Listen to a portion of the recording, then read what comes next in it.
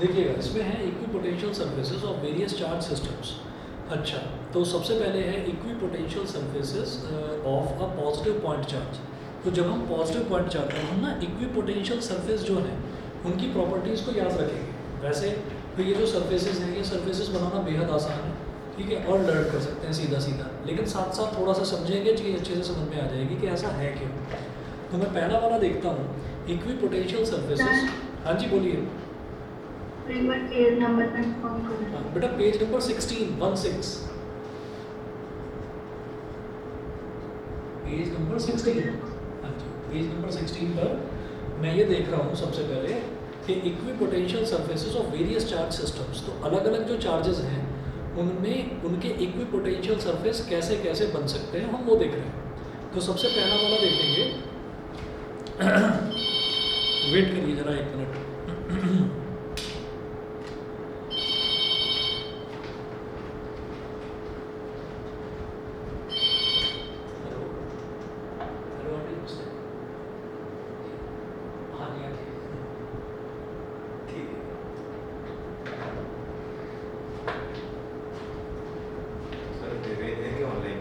अभी तो नहीं है सर, एक्चुअली शायद वो ग्रुप में नहीं है।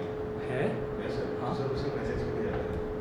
पता नहीं, वो मैं 1-2 बार जब मैसेज करा भी है तो भी 1-1 दिन बाद रिप्लाई आता है। हाँ, मुझे लगता है शायद वो फ़ोन कम यूज़ करता है क्या। शायद घर वाले नहीं करते। हाँ हो सकता है ऐसा।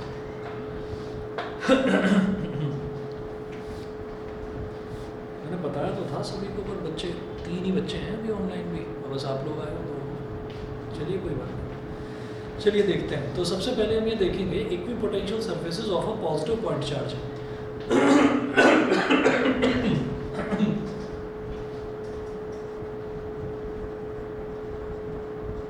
रिकॉर्ड हो रही है ना। हाँ बेटा रिकॉर्ड हो रही है। Equipotential surfaces of a positive point charge, of a positive point charge. अब जब मैं पॉजिटिव पॉइंट चार्ज की बात करूंगा तो मैंने ये कहा कि ये हमारा पॉजिटिव पॉइंट चार्ज है, ठीक है, पॉजिटिव पॉइंट चार्ज है। तो मैं इक्विपोटेंशियल सरफेस देखूंगा कि इस पॉजिटिव पॉइंट चार्ज की इक्विपोटेंशियल सरफेस क्या होगी। तो पहली चीज़ हमें ये पता है कि अगर कोई पॉजिटिव पॉइंट चार्ज हमारे पास है तो पॉजिटिव पॉइंट चार्ज की जो है इलेक्ट्रिक फील्ड लाइंस कैसे निकलती हैं, रेडिएटिंग आउटवर्ड्स, बाहर की तरफ निकलती हैं। तो मैंने क्या करा, मैंने यहाँ पर इलेक्ट्रिक फील्ड लाइंस बना दी, 1 2 3 4 5 6 7 और 8। तो हमने 8 इलेक्ट्रिक फील्ड लाइंस बनाई हैं। अब ये जो इलेक्ट्रिक फील्ड लाइंस हमने बनाई हैं, ये जो लाइंस हैं हम ये जानते हैं कि इक्विपोटेंशियल सरफेस पर इलेक्ट्रिक फील्ड लाइन जो है वो ऑलवेज परपेंडिकुलर होती है, ऑलवेज परपेंडिकुलर होती है। तो आप ये देखिए, तो मैंने 7-8 इलेक्ट्रिक फील्ड लाइंस बनाई हैं। और ये जब चार्ज है, जब मैं किसी पॉइंट चार्ज की बात कर रहा हूँ, पॉजिटिव पॉइंट चार्ज, तो point charge is considered to be a small sphere, उसको एक छोटा स्फीयर मान लिया जाता है। तो उस स्फीयर से ऐसे भी निकलेगी, नीचे भी निकलेगी, है ना, आगे भी निकलेगी इलेक्ट्रिक फील्ड लाइन, पीछे भी निकलेगी। तो आप ये देखिए कि ये जो इतनी सारी इलेक्ट्रिक फील्ड लाइंस निकलेंगी, तो ये जो इतनी सारी इलेक्ट्रिक फील्ड लाइंस हैं, अगर मैं इन पर नॉर्मल सोचने लगूँ, इन पर नॉर्मल एक सरफेस बनाने लगूँ, तो वो तो एक स्फेरिकल सरफेस बन जाएगी ना। जैसे एक सरफेस, ठीक है, ये दूसरा सरफेस, ठीक है, तो ऐसे ही ये तीसरा सरफेस। तो ये इक्विपोटेंशियल सरफेसेस जो हैं ये इस तरीके से बन गई। अब आप ये सोचो, ये जो इक्विपोटेंशियल सरफेस बनी है, ये जो हम दिखा रहे हैं ना, तो ये दिखाने के लिए ये सर्कुलर आपको दिखाई दे रही है, एक्चुअल में ये बॉल है, एक्चुअल में ये बॉल की शेप है। क्यों है? क्योंकि आप ये सोचिएगा कि एक छोटी सी बॉल है, एक छोटी सी बॉल है, यानी कि पॉइंट चार्ज है। उस पॉइंट चार्ज में से राइट, लेफ्ट, ऊपर, नीचे, इधर उधर, आगे पीछे, हर डायरेक्शन में electric field lines they are radiating outwards, वो बाहर की तरफ निकल रही है। इनफाइनाइट नंबर्स हैं, तो वो जब बाहर की तरफ निकलेंगी तो इलेक्ट्रिक फील्ड लाइन परपेंडिकुलर होती है हमेशा इक्विपोटेंशियल सरफेस पर। तो फिर अगर मैं सरफेस बनाने की कोशिश करूंगा तो वो सरफेस एक स्फीयर ही तो बनेगा, ठीक है। तो ये जो हमने शेल्स बनाई है ना, ये 1 2 3, ये सारे स्फेरिकल पार्टिकल्स, ये सारे स्फीयर्स हैं छोटे छोटे। बताइए जी, क्लियर है? ऑनलाइन वाले बच्चे बताएं। Yes, sir. ये Yes, जो sir. मैंने डॉटेड लाइंस बनाई हैं, ये क्या है? ये डॉटेड बॉल्स हैं। तो ये डॉटेड बॉल्स हैं, सारी की सारी इक्विपोटेंशियल सरफेसेस हैं। तो ये भी है ना, ये सब क्या कहलाती है? Equipotential surfaces. बिकॉज हमने इसको उस प्रॉपर्टी से रिलेट करा जो प्रॉपर्टी ये कहती है कि electric field lines equipotential surface पर नॉर्मल होता है। उस प्रॉपर्टी को हम प्रूव कर चुके हैं। ठीक है, अगला देखते हैं। सेकंड है equipotential surfaces of two equal and opposite point charges.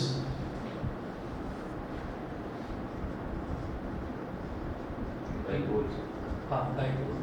Equipotential surfaces of two equal and opposite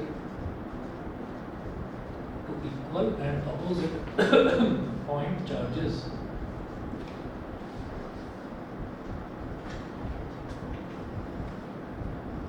Two equal and opposite point charges. तो अगर इक्वल और अपोजिट पॉइंट चार्जेस हैं तो उनका इक्विपोटेंशियल सरफेस कैसा होगा वो देखते हैं। देखो, मैं हूँ नोट्स में पेज नंबर 16 पर। ठीक है, तो जरा देखिएगा, पहले मैं क्या करूँगा, पहले मैं इलेक्ट्रिक फील्ड लाइंस बनाऊंगा। तो equal and opposite point charge मतलब डाइपोल। ठीक, हमने क्या करा, एक पॉइंट चार्ज इधर बना दिया पॉजिटिव वाला, और इक्वल और अपोजिट। ठीक है, तो नेगेटिव बना दिया। इलेक्ट्रिक फील्ड का मुझे पता है पॉजिटिव से नेगेटिव की तरफ जाता है। उन्होंने कहा एक इलेक्ट्रिक फील्ड लाइन ऐसे गई, एक ऐसे गई, एक ऐसे, ऐसे, ऐसे। ठीक है, फिर चलिए एक ऐसे भी आ गई, फिर इधर वाली ऐसे जाएगी। अब वो कहाँ से घूम कर आएगी नहीं पता, ऐसे आ गई। फिर एक इलेक्ट्रिक फील्ड लाइन ऐसे जाएगी और ये घूम फिर कर ऐसे आ जाएगी। फिर एक इलेक्ट्रिक फील्ड लाइन ऐसे गई, ऐसे आ गई। फिर एक इलेक्ट्रिक फील्ड लाइन ऐसे सीधी चली गई, तो ये इन्फिनिटी से कहीं आ रही होगी इस तरह से। अब ऐसे जाकर पता नहीं कहाँ से घूम कर आ रही होगी। तो ये हमने सारी इलेक्ट्रिक फील्ड लाइन्स बना दी।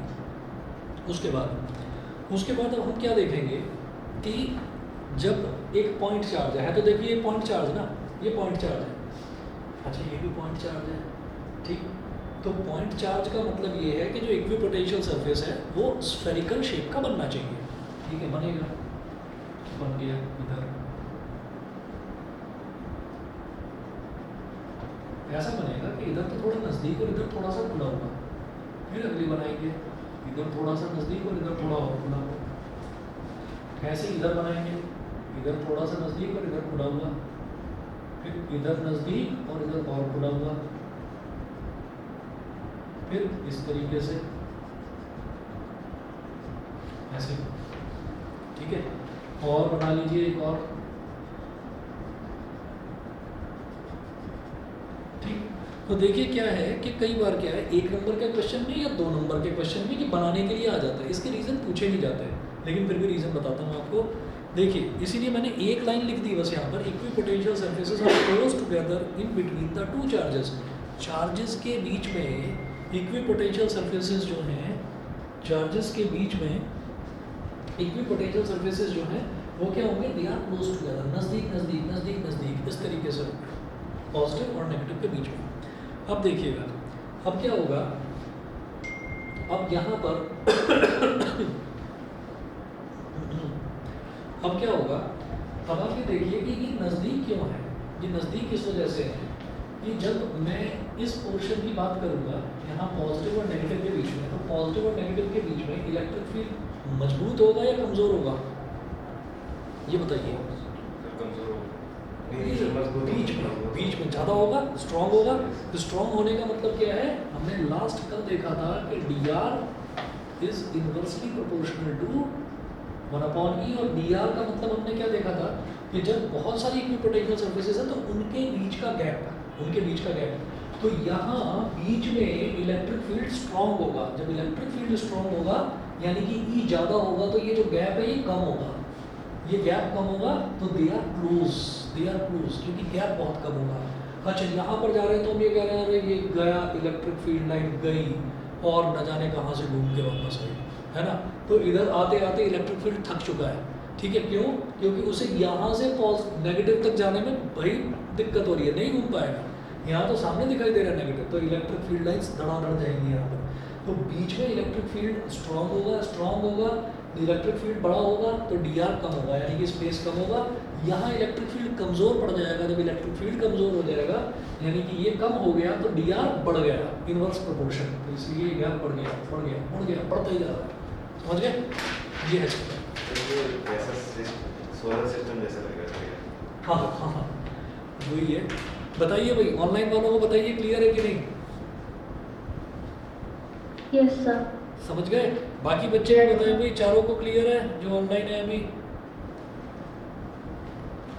कहीं पर भी कोई डाउट आए तो बता देना, ठीक है। थर्ड देखता हूँ, बहुत लंबी क्लास नहीं होगी ये, इतना है कि बस आपका थोड़ा सा 1 या 2 टॉपिक हो जाएंगे। हाँ जी बताइए। सर ये मिडल में हाँ, कुछ बनेगा नहीं, equipotential surface equipotential surface middle middle में बना सकते हैं, और भी बना सकते हैं, और बना सर सकते हैं। सीधा एकदम perpendicular to the point of dipole से।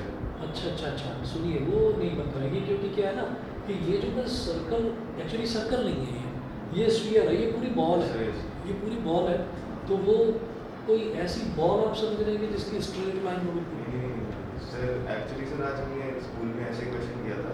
अच्छा, सर शायद वो इक्विपोटेंशियल सरफेस का नहीं हुआ, बट सर पोटेंशियल वर्ड था। मैं बताऊंगा, हो सकता है यूनिफॉर्म इलेक्ट्रिक फील्ड का कुछ बोला। हाँ सर, वही था। है ना, यूनिफॉर्म इलेक्ट्रिक फील्ड में पैरेलल प्लेन्स बनेंगे, पैरेलल प्लेन्स सर सभी बीच पता। में उन्होंने बस एक बताया था, एक सरफेस बनी बीच में जो कि परपेंडिकुलर होगी हमारे बोर्ड से, उस प्लेन से जिस पे हम बना रहे हैं, जिस पर इलेक्ट्रिक फील्ड जा रहा है उसके परपेंडिकुलर। मतलब सर लाइन ऑफ डायपोल जो दोनों को कनेक्ट कर रहा है। अच्छा, अभी डिस्कस कर चलिए ठीक है, मैं अभी बता दूँ। थर्ड देखिएगा, equipotential surfaces of 2 equal positive charges. अब मेरे पास क्या है, अब मेरे पास 2 ना, जैसे यहाँ पर तो equal and opposite point charges थे, अब मेरे पास होंगे 2 इक्वल पॉजिटिव चार्जेस। तो इक्वल पॉजिटिव चार्जेस में क्या करेंगे, मैं इधर बनाकर दिखा रहा हूँ, equal positive charges.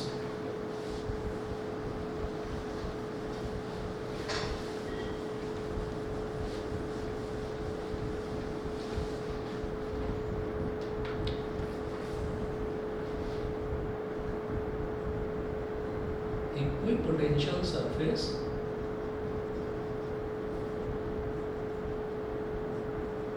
of 2 equal positive charges.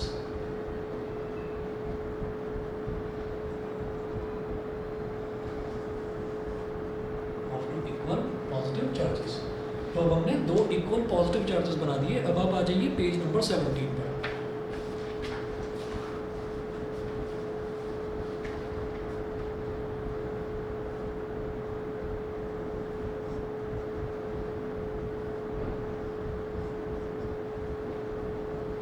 अब जरा देखिएगा कि अब उल्टी कहानी है यहाँ पर कि ये पॉजिटिव है और ये पॉजिटिव है, तो इन दोनों के बीच में ना इलेक्ट्रिक फील्ड एग्जिस्ट ही नहीं कर सकता। पॉजिटिव से नेगेटिव अगर हो, पॉजिटिव और नेगेटिव हो, तो पॉजिटिव से नेगेटिव की तरफ फटाफट इलेक्ट्रिक फील्ड लाइन्स अप्रोच करती हैं।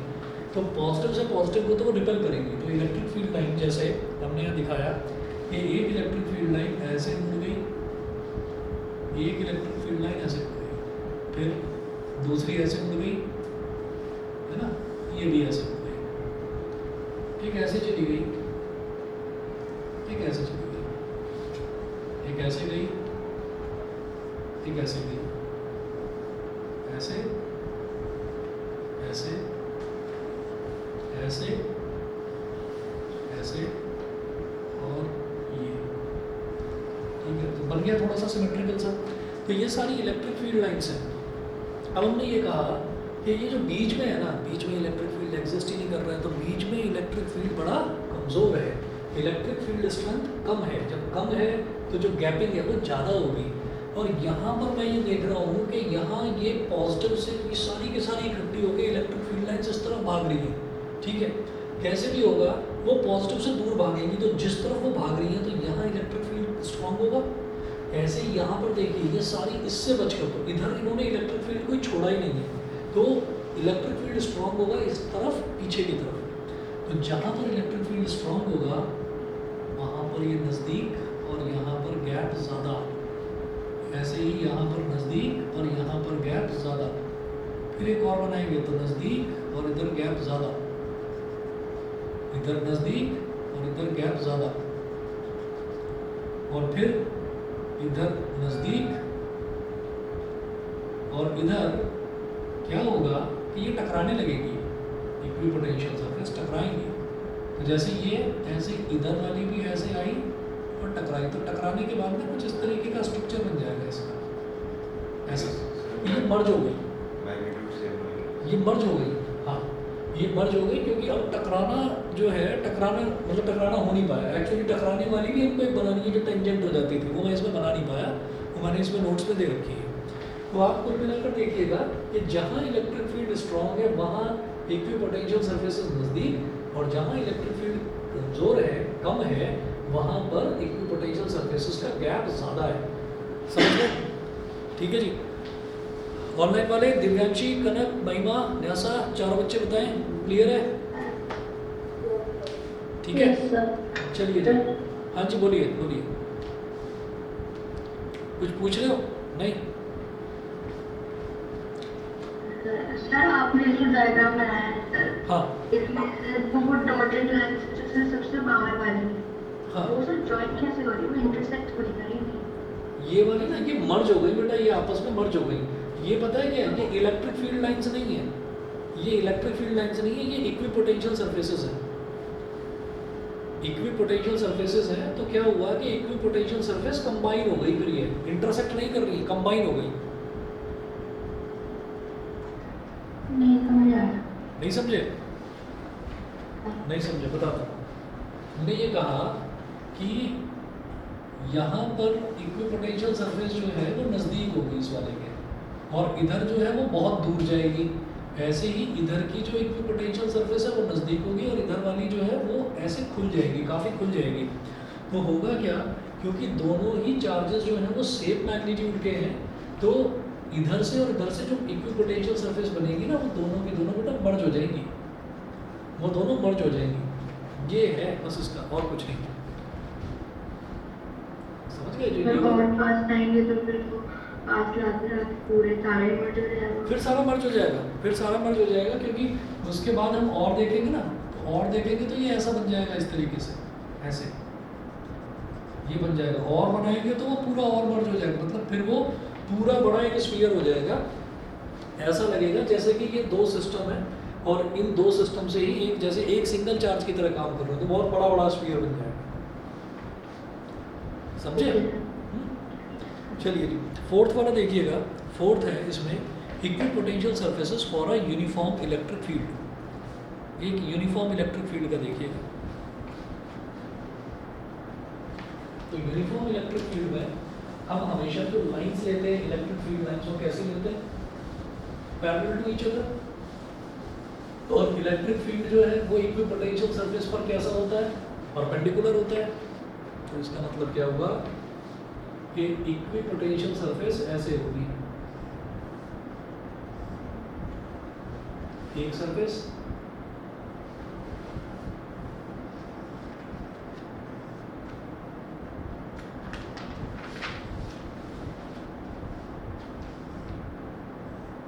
दूसरा सरफेस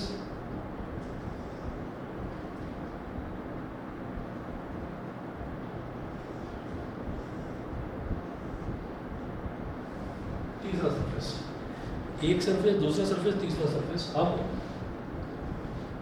इलेक्ट्रिक फील्ड लाइन ऐसे आई, ऐसे ऐसे और ऐसे, फिर दूसरी इलेक्ट्रिक फील्ड लाइन ऐसे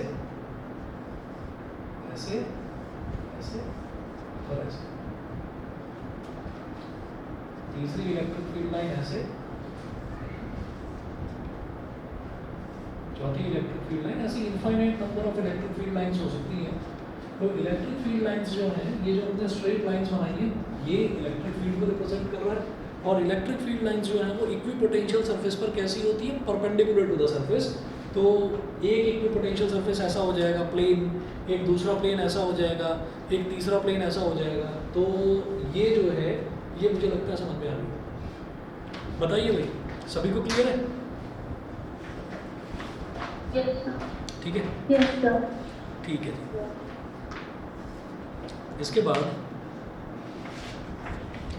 इसके बाद एक देखते हैं, नेक्स्ट टॉपिक देखते हैं, इलेक्ट्रिक पोटेंशियल एनर्जी। ठीक, देखिएगा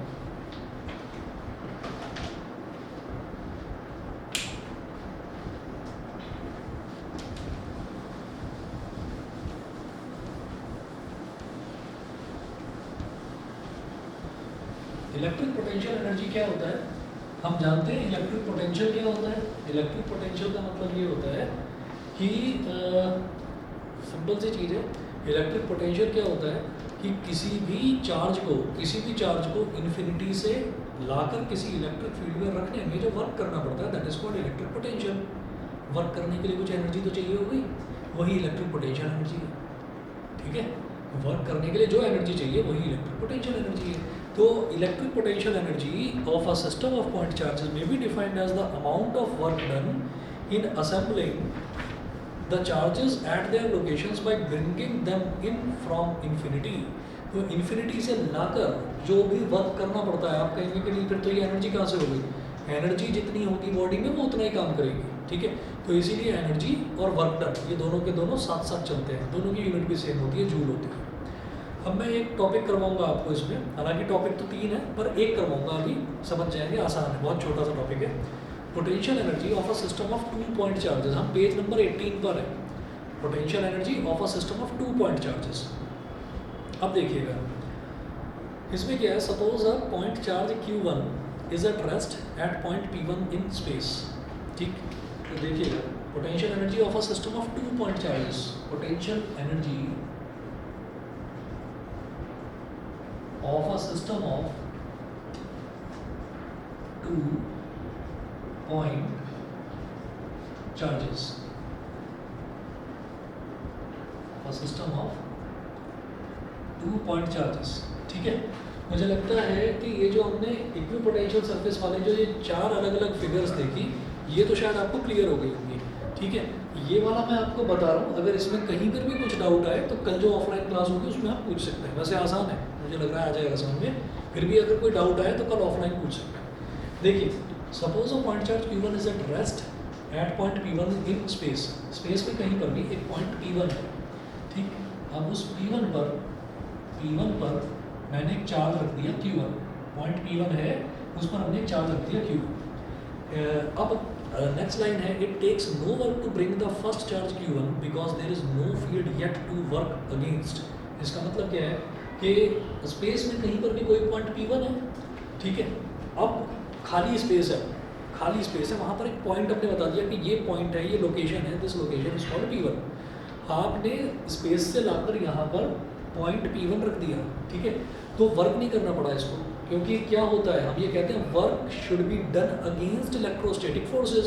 वहाँ पहले से कोई चार्ज ही मौजूद नहीं था, तो उसको किसी के अगेंस्ट काम करना ही नहीं पड़ा। तो इसलिए W1 is equal to 0, W1 is equal to 0, यानी कि चार्ज फर्स्ट चार्ज को लाकर पॉइंट P1 पर लोकेट करने में कोई उसको वर्क नहीं करना पड़ा। क्यों? क्योंकि वर्क जो करना पड़ता है that should be done against electrostatic forces. अब पहले से यहाँ पर कोई फील्ड ही मौजूद नहीं है, कोई फील्ड नहीं है, ओपन स्पेस है, खाली स्पेस है, तो फिर वर्क करना ही नहीं पड़ेगा कुछ भी। तो that's why W1 is equal to 0। ये वाला पॉइंट क्लियर है? ऑनलाइन वाले बच्चे बताएं, बताइए ये वाला पॉइंट क्लियर है? उसके बाद आप देखें, चारों को क्लियर है? बता दो भाई। दोबारा बताता हूँ। हमने ये कहा कि हमारे पास ओपन स्पेस है, खुला मैदान है, खुला स्पेस है। उस खुले स्पेस में हमने ऐसे ही बोल दिया, खुले स्पेस में हमने एक जगह कोई पोल गाड़ दिया, यहाँ पर कहीं पर भी हमने कह दिया कि भाई यहाँ पर मुझे एक चार्ज को लेकर आना है। अभी आसपास कोई भी चार्ज नहीं है, खुला मैदान है एकदम। तो वो जो पॉइंट है जहाँ पर हमने पोल लगा दिया, दैट पॉइंट इज P1। अब हमने कहा कि हम इन्फिनिटी से एक चार्ज लेकर आते हैं Q1, वो लाकर हमने यहाँ ऐसे ही लोकेट कर दिया। तो इस चार्ज को लाने में कुछ काम नहीं करना पड़ा। क्यों? क्योंकि यहाँ इलेक्ट्रिक फील्ड था ही नहीं पहले से। यहाँ पर पहले से कोई चार्ज मौजूद नहीं था, ये एम्प्टी स्पेस था। तो एम्प्टी स्पेस में कभी कोई चार्ज नहीं होता, तो जब चार्ज नहीं होगा तो इलेक्ट्रिक फील्ड भी नहीं होगा। इलेक्ट्रिक फील्ड बनता ही चार्ज की वजह से, ठीक है। तो कोई इलेक्ट्रिक फील्ड भी यहाँ एग्जिस्ट नहीं करेगा। तो अगेंस्ट द इलेक्ट्रोस्टैटिक फोर्स आप हमेशा देखिएगा कि जब भी मैं वर्क डन का कोई भी चीज़ करता हूँ तो मैं ये कहता हूँ कि अच्छा इलेक्ट्रिक फील्ड इस डायरेक्शन में है और मैं चार्ज को ऐसे लेकर आ रहा हूँ, यहाँ से चार्ज को मैं ऐसे लेकर आ रहा हूँ। तो इलेक्ट्रिक फील्ड था ना पहले मौजूद, इलेक्ट्रिक फील्ड के अगेंस्ट हमने काम करा। अब यहाँ पहले से कोई इलेक्ट्रिक फील्ड मौजूद ही नहीं था, वो एम्प्टी स्पेस था। तो फिर चार्ज को लाने में कितना वर्क करना पड़ेगा? 0, ठीक है। बताओ कनेक्ट क्लियर है? ठीक है। तो ये हो गया हमारे पास W1 = 0, ठीक है। अच्छा जी, अब चार्ज आ गया, लेकिन यहाँ पर अब चार्ज आ गया, तो अब चार्ज आ गया तो अब ये यहाँ पर अपने आसपास इलेक्ट्रिक फील्ड भी डेवलप कर देगा और फिर ये पोटेंशियल भी डेवलप कर देगा, क्योंकि अब खाली स्पेस नहीं रहा है, ठीक। शुरुआत में खाली था, अब क्या होगा? Electric potential due to charge Q1 at point P2 at distance R12 from P1 will be. अब मैंने कहा कि अब यहाँ से एक पॉइंट ले लो P2 और P1 और P2 के बीच का जो डिस्टेंस है उसको मान लो R12। अब मुझे कोई दूसरा चार्ज लाकर लोकेट करना है यहाँ पर, तो दूसरा चार्ज इसके ऊपर तो चिपका नहीं दूंगा, चार्जेस एक साथ तो नहीं चिपकते, ठीक है। तो दूसरा चार्ज लेकर आऊँगा मैं, तो दूसरा चार्ज मैंने यहाँ पर रख दिया इधर, ऐसे ये Q2 है, ये Q2 आया इन्फिनिटी से आया और यहाँ आ गया, Q2 को लाकर यहाँ पर लोकेट कर दिया P2 पर, ठीक। तो अब पहले से चार्ज मौजूद था यहाँ पर Q1, अब खाली स्पेस नहीं था, तो अब इसको तो कुछ वर्क करना पड़ेगा ना। तो इसकी वजह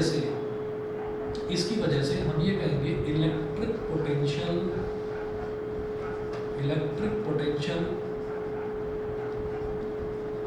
due to Q1 at P2।